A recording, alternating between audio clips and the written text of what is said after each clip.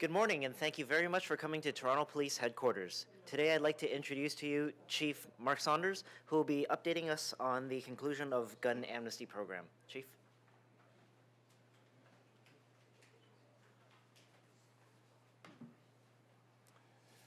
Thank you and good morning, everyone. So between November the 2nd and November 16th, at 14 days, Toronto Police launched a gun amnesty program, and I can tell you that within those 14 days, we were able to obtain 86 long rifles, 22 handguns, and over 8,000 rounds of ammunition.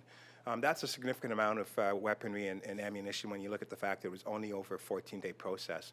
But I've got to tell you, everything that we have here is not going to be recycled. Everything here will be destroyed. And we found that a lot of the people that we met during this amnesty, a lot of them felt that the firearms that they had in their possession, they were burdened, because these firearms, a lot of them were handed down as gifts, and to be quite frank, they didn't know what to do with it. And so finding out that all of these people are not aware of what to do with it, it causes a little bit of I guess, a safety concern for the community, because we have dozens of stolen firearms each and every year.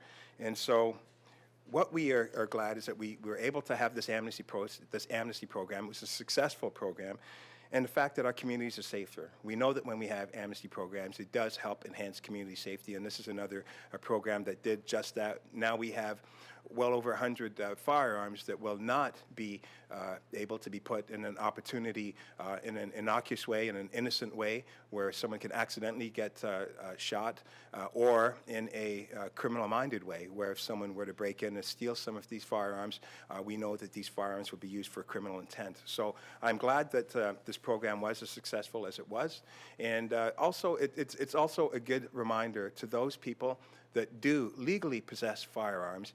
There are laws for firearm. I'd like to thank the media for being here, for your assistance with this amnesty program. It was short and it was sweet, but I know that the media had a tremendous impact on the success of this, as well as the social media that took some traction with this particular amnesty program as well. So thank everyone for a job well done, and I'll take some questions. Sincerely believe that the city is safer as a result of gun amnesties like this? Yes, it's what it does is it removes opportunity. So here we have over 100 opportunities where people could have a firearm, and if there's a firearm in a house and it's not stored properly, if there's a firearm in a house and someone who doesn't know how to use the firearm properly, they could pose themselves in a very dangerous situation that could be fatal. And if the firearms aren't stored carefully and properly by law, they could be stolen. And we know that if they're stolen, that the odds of them being used for criminal activity increase significantly. With the majority of people who are turning in guns like this, is it older people? Well, I'm not going to get into the demographics, but I think the direction you're trying to go is, do we get crime guns? And the answer is no. And we don't look for crime guns. It would be a remarkable day if I had a street gang member come in and turn his firearm into us for destruction. Because we do check the firearms to see if they have been associated to any criminal activity. So by and large, with any amnesty program that's put on, the expectation of getting a crime gun are very low. What we want to do is anytime we can decrease firearms or ammunition within any community, we know that that promotes safety. Chief Saunders, it's been more than 3 months now since the music shooting. Is there anything new with the investigation? Do you know how it's coming along, whether they're getting any leads or if they're stuck at this point? I don't know if they're stuck at this point. I know that the investigation is still an ongoing investigation, and you know, that was a very unfortunate incident that happened in the city, and we want to make sure that we put as many resources as possible on it to see if we can get the proper outcomes for it. I know they were going through video surveillance. Do you know if they've if that's not helping it out at all? I mean, it's been so long; they must have gone through it all already. Well, any video evidence offers some type of help. I'm not going to go into the magnitude of what the officers are doing right now to keep the investigation moving and what traction is necessary, but I know that it is an investigation that still is ongoing. Chief, there's still a lot of firearms in closets and things not properly stored. I also noticed some of the weapons here, regardless of where they were prohibited weapons in the first place. What's your message to some people that maybe just still hanging on to these, not bothering to turn them in or call police? You know, when in doubt, call 808-2222. and allow an officer to come to your house. Do not, under any circumstance, bring it into a police station. Don't put it in the car. Don't drive it over to the police station. In fact, don't transport it anywhere. Call us and allow us the opportunity of removing it off the person. Would the amnesty be extended if somebody found an illegal handgun in their home that wasn't registered, for example? Yes, if someone finds a firearm and they don't want it in their house, I would always want people to call and to do the right thing. And so I would never say that, please don't call us because there's a firearm in your house. If there's a firearm in your house and you want that firearm out of your house, call the police and we will make every effort to retrieve that firearm.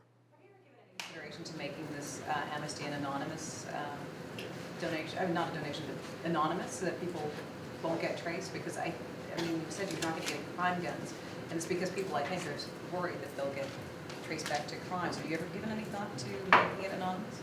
Well, that is something to be considered. I'd have to look at what the moving parts are, and I'd also have to work with the Ministry of the Attorney General's office.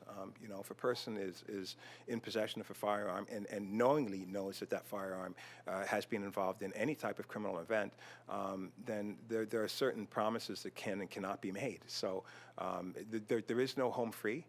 If you've shot somebody, don't expect a moment of opportunity for us to say, okay, you're a good person because you brought it in. If you shot somebody, and so there will be a criminal investigation, and if it warrants a charge, we'll lay the charge where appropriate. But that's not a bad idea to consider. Chief, I'm sure you saw what happened in Chicago yesterday with the release of the video and all that followed that has come from it. It's another incident in the public eye in recent months of issues between the police and the public. Do you find it's harder and harder for you to gain the public's trust, and it's a bit of a rocky relationship, and do you think you can mend that fence going forward? Well, as Chief, I'm certainly never going to stop on trying to enhance the public trust of the members of the City of Toronto and the Greater Toronto. I can tell you that I can talk about my men and women and the fact that we try as best as possible to be transparent with all that we do, and we've got the governance systems in place to do just that. And if people are misbehaving, if there is misconduct, we act on it swiftly and appropriately, and we try to administer the discipline that's necessary. Those are components that I think are strong components to enhance transparency. We're reviewing we've got a pilot project for the body-worn camera. Is that going to be the thing of the future? I know a lot of law enforcement agencies across North America are going towards that way. We're having a look at it, but we're not doing it just for the sake of doing it. We're making sure that we do it right. We're not doing it within a single lens. We're doing it with a multi-lens approach. So we've had consultation with many agencies, and we will have a look to see what we can do and what part, body-worn cameras will play with the City of Toronto after the project is over. Just with what happened yesterday, an officer is charged with first-degree murder. Right now, one of your members is on trial for second-degree murder. Do you think that's something that sits in your officers' heads when they're out in the job, especially frontline officers? Do you think they're thinking about it? And just given everything that's happened, especially in the last 12 to 18 months in the public sector in different places around North America? Listen, I want my officers each and every day to behave appropriately when they're dealing with the public, to give the people the respect and dignity that is deserved, and to exercise the laws that are given to them in a legal fashion. And that's what we do. So if you're compounding what's going on in the United States and then throwing that on top of me, I'm controlling the members of the Toronto Police Service, and each and every day we strive to do the best that we can as a Toronto Police Service. Chief, can you tell us what the value of the weapons recovered is? I wouldn't be able to give a total cost. I don't think that's something that we look at. To us, the success, the value is the fact that we now have taken this off the streets. It is off the community's hands, and they will be destroyed. So there's no possibility that any of these firearms can harm a citizen. Some of these look like they're antiques. Yes, some of them are older. Chief, if the police encounter an improperly stored or illegal firearm in course of other duties, perhaps investigate, break and enter, I know that happens a lot, people could face charges. That's correct. Yes, that's absolutely correct. Ownership with ownership, there come many responsibilities when you're in possession of a firearm, and that's where there's that gray area, because when a firearm is handed down to you, you really don't know what your responsibilities are, what your guidelines are, what your regulations are, what is mandatory of you. And to be quite frank, a lot of people don't take the time to sit there and look at what those rules are. And so there lies the complication. So, you know, you hide it under your pillow or under your mattress or something, when in fact that you've committed a criminal offense.